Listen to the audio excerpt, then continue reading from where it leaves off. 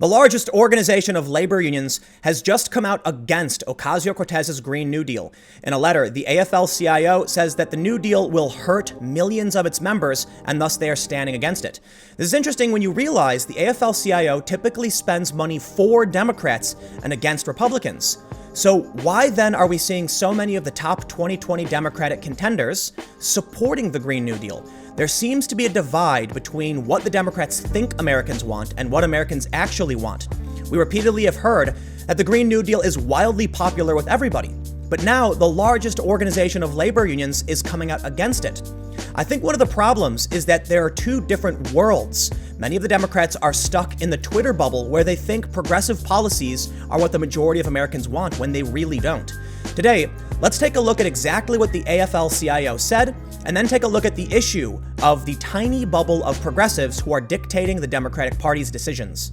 But before we get started, make sure you follow us over on Minds at minds.com/subverse. We've set up what we call the distributed newsroom, where you can help fact-check stories, get involved, and share information you think needs to be covered. If you want to support these videos, just share them on social media to help spread the message. From the Daily Caller, immediate harm to millions. AFL-CIO tears apart Green New Deal. The largest organization of labor unions in the U.S. slammed the Green New Deal Friday for combating climate change by threatening the livelihoods of millions of Americans. For those that aren't familiar, the AFL-CIO is the American Federation of Labor and Congress of Industrial Organizations. It is the largest federation of unions in the United States. It is made up of 55 national and international unions, together representing more than 12 million active and retired workers. The AFL-CIO engages in substantial political spending and activism, typically in support of Democrats and liberal or progressive policies. Back to the main story, the AFL-CIO sent a letter on Friday to Democratic New York Rep. Alexandria Ocasio-Cortez and Democratic Massachusetts Senator Ed Markey, the two lawmakers leading the Green New Deal push in Congress. The labor group demanded a larger role in crafting future solutions, slamming the current proposal as not achievable or realistic. We welcome the call for labor rights and dialogue with labor, but the Green New Deal resolution is far too short on specific solutions that speak to the jobs of our members and the critical sections of our economy. The letter, signed by 10 national labor unions on the AFL-CIO's Energy Committee, said, "We will not stand by and allow threats to our members' jobs and their families' standard of living go unanswered. The Green New Deal calls for an end to fossil fuel use and heavy investment in renewable energy technology, such as wind and solar. Meeting the resolution's goals would require a massive restructuring of the American economy." Recently, at South by Southwest, Ocasio-Cortez said, "We should not be haunted by the specter of being automated out of work. We should be excited by that. But the reason we are not excited by it is because we live in a society where if you don't have a job, you are left to die. And that is, at its core, our problem." The letter by the AFL-CIO was tweeted out by Senator John Barrasso saying, "The AFL-CIO, which represents 12.5 million workers and includes 55 unions, slams the Green New Deal in a letter to Senator Markey and AOC. We will not accept proposals that could cause immediate harm to millions of our members and their families." In the letter, they say, "As Congress considers a variety of potential actions to address climate change, it is critical that the voices of American workers be included in the discussion, especially those who are most at risk of job disruptions and economic dislocation as a result of those actions. All policymakers must fully engage labor in the deep discussion needed to understand our views on these critical sectors and the jobs of our members. America's labor unions agree that climate change must be addressed, and we agree on the need to invest in the development and deployment of technologies like solar, wind, nuclear, hydroelectric, carbon capture and utilization, battery storage, and high-speed rail that limit or eliminate carbon emissions. We know that the increase in natural gas production has lowered emissions in the power sector and provided a new source of construction and manufacturing jobs. We must invest in energy efficiency in the industrial and commercial sectors, retrofits and upgrades to schools and public buildings, and to make our communities safe and resilient. All of these investments must be paired with strong labor and procurement standards to grow family-sustaining middle-class union jobs.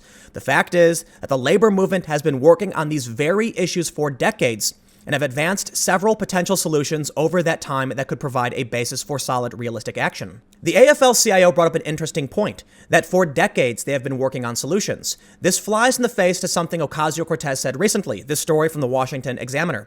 AOC to critics of Green New Deal, "I'm the boss until you try."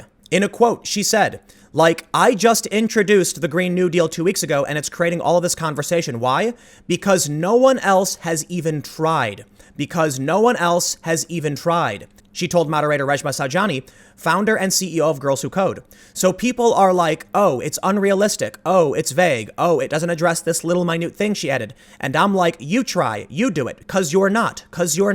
So until you do it, I'm the boss. How about that? It was a point I brought up in one of my second channel opinion videos, that Ocasio-Cortez is not the only person trying to solve these problems. There are many people trying to solve them and have been trying to solve them for a very, very long time. The fact that Ocasio-Cortez omitted labor discussions from the process shows that she's not really connected with America's working class. And this is reflected by the 2020 Democrats who are also supporting her Green New Deal without checking in on what labor unions have to say. Shortly after they announced the Green New Deal, we saw this story from Newsweek. Nearly every declared Democratic 2020 candidate supports Ocasio-Cortez's Green New Deal, while Trump mocks the proposal. The story from Newsweek shows the huge list of candidates who are going to be running for the Democratic 2020 primary, and I'm not going to read it because it is extensive, but they point out, with the exception of Delaney, all those candidates have publicly backed the Green New Deal. Delaney has in the past supported a carbon tax, again voicing his backing for such a move in a recent tweet. We need something big done ASAP, he wrote. According to Open Secrets, the AFL-CIO is a liberal organization with massive spending in the 2017 to 2018 cycle for Democrats and against Republicans. I have to wonder why so many Democrats would support a bill that is opposed by the largest organization of labor unions who typically support Democrats. But even outside of the AFL-CIO, we're seeing this story from CNBC. Ocasio-Cortez's Green New Deal is not going over well at one of the year's biggest energy gatherings. Energy thought leaders are largely dismissing Ocasio-Cortez's Green New Deal as unrealistic and politically divisive. Climate talks at CERAWeek have largely focused on the kind of bottom-up, market-oriented solutions that Ocasio-Cortez dismisses as too conservative. The industry is highlighting its progress reducing its carbon footprint, but the International Energy Agency says companies need to do far more. So what we're seeing is that from labor unions to the energy sector, people are trying to address these problems. And it may be true that they're not doing enough, that the dominoes are falling too quickly, and we're not going to solve this problem soon enough. It may be true that we do need some kind of Green New Deal. But the bigger point is the disconnect between the actual working class in this country and the far left who claims to represent them. It would seem that it's just not true. I'm surprised to see so many Democratic contenders coming out in favor of a bill, and they didn't even check with the AFL-CIO or other labor groups. The far left in this country typically claims that they are here for the working class. They represent labor, but they really don't. Many of these young people haven't actually had labor jobs. Many of these young people tend to be affluent and progressive and don't actually know what working class Americans need. It's been widely suggested that Trump won tons of support from middle America because many working class individuals lost their jobs due to free trade agreements. While some have disputed this, many people believe that so long as unemployment is on the rise, especially in middle America, the working class will continue to support Trump and other populists who are fighting for middle America. One of the reasons I often cite for this disconnect between the politicians and the working class can be exemplified in the Hidden Tribes of America report by a group called More in Common. We can see that progressive activists make up only around 8% of this country. According to the report, they say the progressive activists are the left wing, and traditional conservatives and devoted conservatives make up the right wing. The right wing is substantially larger than the progressive activists. Liberals, passive liberals, and the politically disengaged, as well as moderates, make up the exhausted majority. I'd have to imagine that this group is going to include many people who are working Americans and are in labor unions, traditional liberals, for instance. According to the report, progressive activists are more than twice as likely to make $100,000 per year, and I would have to assume that more likely represents white-collar workers, not blue-collar workers. Back in October, we saw this story from The Atlantic. While it's focused on PC culture, they do bring up an interesting point about the progressive wing of America. They say, what does this group look like? Compared with the rest of the nationally representative polling sample, progressive activists are much more likely to be rich, highly educated, and white. They are nearly twice as likely as the average to make more than $100,000 a year. They are nearly 3 times as likely to have a postgraduate degree. And while 12% of the overall sample in the study is African American, only 3% of progressive activists are. With the exception of the small tribe of devoted conservatives, progressive activists are the most racially homogenous group in the country. While that story was about PC culture, they do bring up a very interesting point that I think pertains to this story. Progressive activists, those who are very likely to be pushing the Green New Deal, Deal are more likely to have degrees. They're more likely to be making six figures. They do not represent the working class families of this country. What we then end up seeing, in my opinion, is a powerful and vocal minority who's very active in media and very active on social media, existing in a bubble. Politicians see the information from this bubble. They're not looking at what Americans actually want. And so they decide to support the policies that don't reflect what Americans are actually trying to fight for.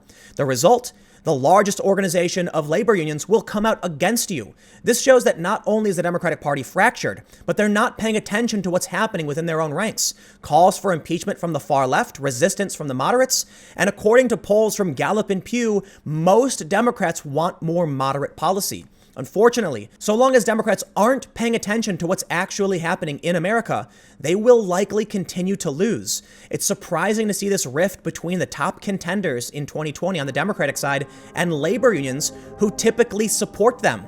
Something is happening, and I think social media is causing huge problems for the left in this country that aren't being addressed, and they're not paying attention. They seem to be completely disconnected, and if this continues, if you're to ask me, I see the Republicans winning time and time again because they're not paying attention to Americans anymore.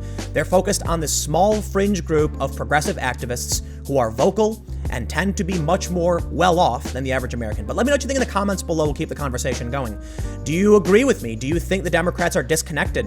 Why do you think that labor unions are coming out against the Green New Deal? Comment below. We'll keep the conversation going. You can follow me on Minds at Timcast. Stay tuned. New videos every day at 4 p.m. And I'll have more videos coming up on my second channel, youtube.com/TimcastNews at 6 p.m. Eastern Time. Thanks for hanging out, and I will see you all next time.